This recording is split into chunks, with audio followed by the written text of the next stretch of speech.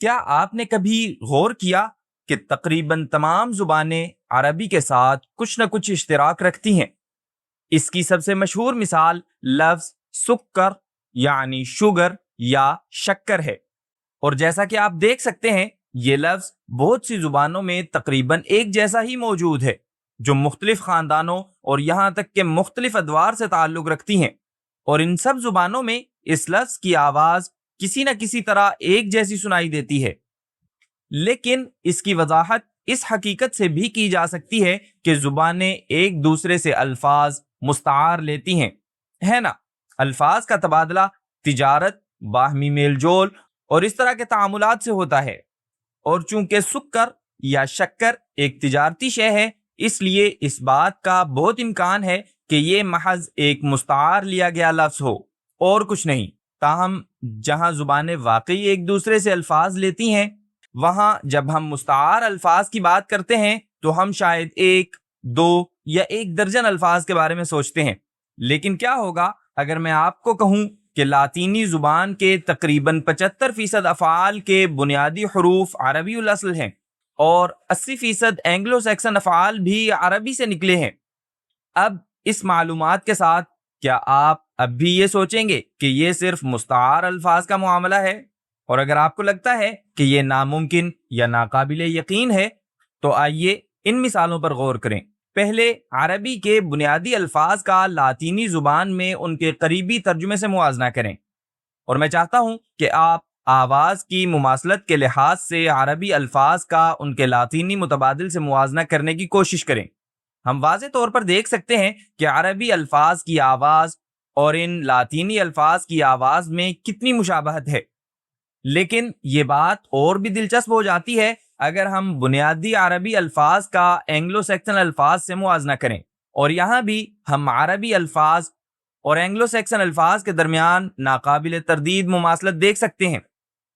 اور چونکہ انگریزی ایک جرمینک زبان ہے، اس لیے یہ دیکھ کر حیرت نہیں ہوگی کہ درجنوں ایسی مثالیں موجود ہیں جو دکھاتی ہیں کہ انگریزی الفاظ عربی الفاظ کے حروف اصلیہ سے کتنے مشابہ ہیں۔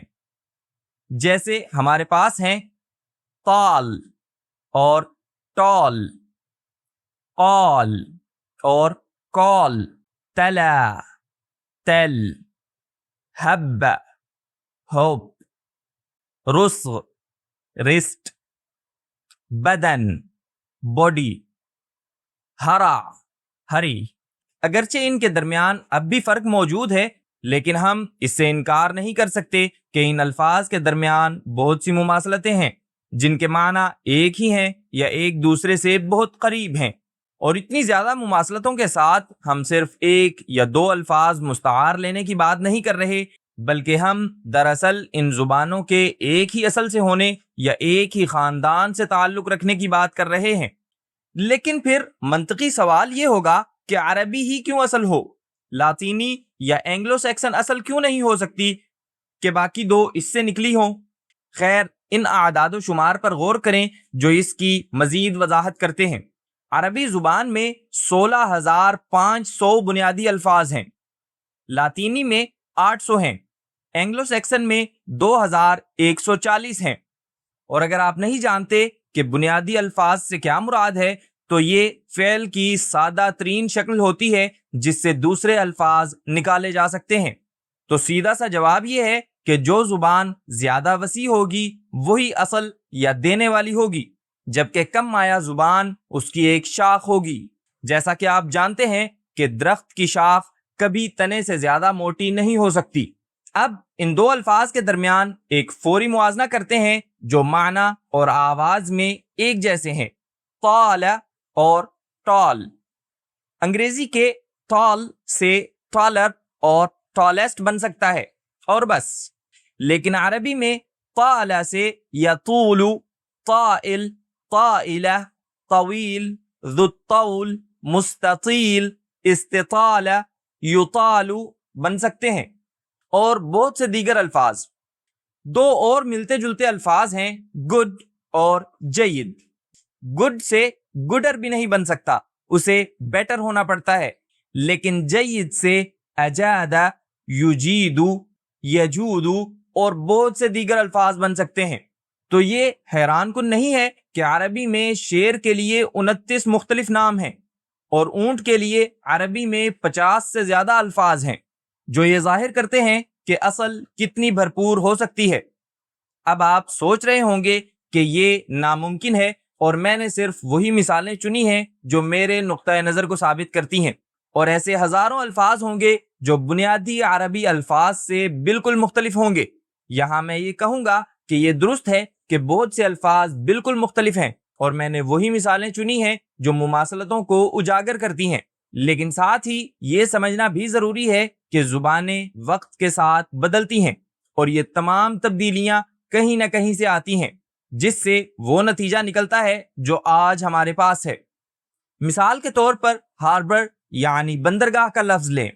عربی میں بندرگاہ کو کہتے ہیں مینا یا ملجا، تو یہ عربی ورژن سے بالکل مختلف ہے۔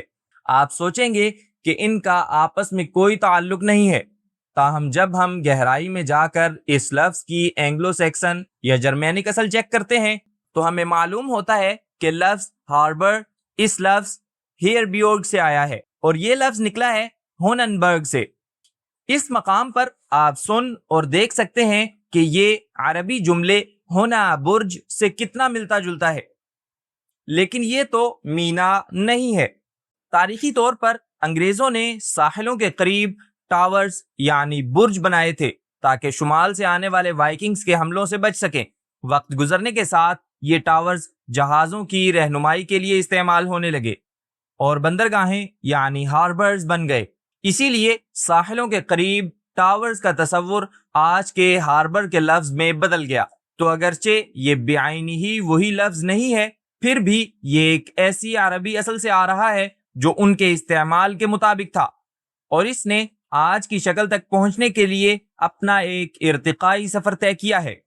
اور اگر آپ یہ سمجھتے ہیں کہ عربی کا لاطینی یا جرمینک زبانوں سے تعلق ناممکن ہے کیونکہ عربی دائیں سے بائیں لکھی جاتی ہے جبکہ دیگر زبانیں بائیں سے دائیں اور کچھ اوپر سے نیچے لکھی جاتی ہیں، تو یہ بات تو درست ہے کہ عربی اس لحاظ سے مختلف ہے، لیکن ہمیں دو چیزوں کے درمیان فرق کرنا چاہیے: زبان اور رسم الخط۔ زبان رابطے کا ذریعہ ہے، جبکہ رسم الخط علامتوں اور حروف کا استعمال کرتے ہوئے زبان کی بصری نمائندگی ہے۔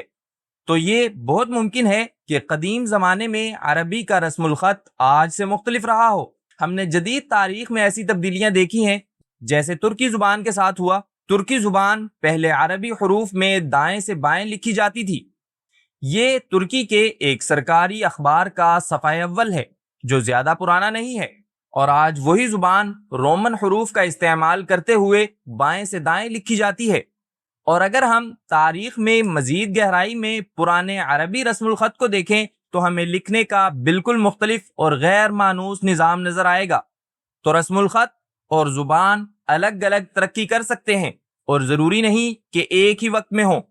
یہ بات یہ بھی ظاہر کرتی ہے کہ یہ کتنا اہم ہے کہ قرآن خالصتاً ایک سماعی کتاب ہے جو نسل در نسل سینہ بسینہ منتقل ہوتی آئی ہے، جس کا مطلب ہے کہ یہ محفوظ اور غیر تبدیل شدہ رہے گی، چاہے تمام کتابیں غائب ہو جائیں اور لکھنے کا پورا نظام بدل جائے۔ قرآن کریم ان تمام حالات کا مقابلہ کرنے کی صلاحیت رکھتا ہے۔ اب ان نظریات کے مطابق کیا اس کا مطلب یہ ہے کہ عربی سب سے پہلی زبان تھی؟ کیا آدم علیہ السلام عربی بولتے تھے؟ ایک بات تو یقینی ہے کہ ہم کبھی بھی یقین کے ساتھ یہ نہیں جان سکتے کہ آدم علیہ السلام کون سی زبان بولتے تھے، کیونکہ یہ غیب کا حصہ ہے اور ہمارے پاس کوئی ایسی مستند وحی نہیں ہے جو ہمیں یقین کے ساتھ بتا سکے کہ وہ کون سی زبان بولتے تھے۔ کچھ لوگ کہتے ہیں کہ وہ عربی کی ایک قدیم شکل بولتے تھے جس سے موجودہ عربی نکلی، وہ اسے العروبیہ کہتے ہیں۔ کچھ کہتے ہیں کہ وہ سریانی بولتے تھے، اور کچھ تو سریانی کو ہی عربی کی قدیم شکل قرار دیتے ہیں۔ دیگر کہتے ہیں کہ جب اللہ تعالیٰ نے فرمایا وَعَلَّمَ آدَمَ الْأَسْمَاءَ كُلَّهَا، اور اللہ تعالیٰ نے آدم علیہ السلام کو تمام نام سکھا دیے، تو ان کے نزدیک اس آیت کے مطابق آدم علیہ السلام کو تمام بنیادی زبانوں کی بنیادیں سکھائی گئی تھیں جو آج ہمارے پاس ہیں۔ جو مختلف زبانوں کے درمیان ایک ہی ماخذ سے ہونے کی وجہ سے مماثلت کی وضاحت کر سکتی ہے۔ لیکن ہم یہ بھی جانتے ہیں کہ دنیا کے پہلے لوگوں کے نام آدم، حوا، قابیل، حابیل اور شیث تھے، اور یہ تمام نام عربی لگتے ہیں، اور ان میں عربی کی منفرد آوازیں ہیں جو آج بھی عربی میں استعمال ہوتی ہیں۔ تو جو بات ہم یقینی طور پر جانتے ہیں وہ یہ ہے کہ عربی ایک بہت قدیم زبان ہے، اور اس کا آج کی تقریباً ہر زبان پر کسی نہ کسی طرح گہرا اثر ہے، چاہے وہ ایک ہی ماخذ سے نکلنے کی وجہ سے ہو، یا اس لیے کہ عربی خود بنیادی ماخذ ہے، یا کوئی اور وجہ ہو۔ یہ سب صرف نظریات ہیں، اور زبانوں کے ارتقاء پر بہت سے مختلف نظریات موجود ہیں، لیکن میں نے اس نظریے کو خاص طور پر اس لیے منتخب کیا کیونکہ یہ بہترین شواہد فراہم کرتا ہے، اور میرا خیال تھا کہ یہ ایک سیکھنے والے کے طور پر آپ کو عربی زبان، اس کی تاریخ اور اس کی ناقابل تردید اہمیت کی قدر کرنے میں مدد دے سکتا ہے۔ تو اگر آپ اب بھی اس بارے میں تذبذب کا شکار ہیں کہ اسے سیکھنا شروع کرنا چاہیے یا نہیں، تو یہ اس زبان کو سیکھنے کی ایک اور وجہ ہو سکتی ہے جو یقینی طور پر آپ کو قرآن اور آپ کے دین سے مزید جڑنے میں مدد دے گی۔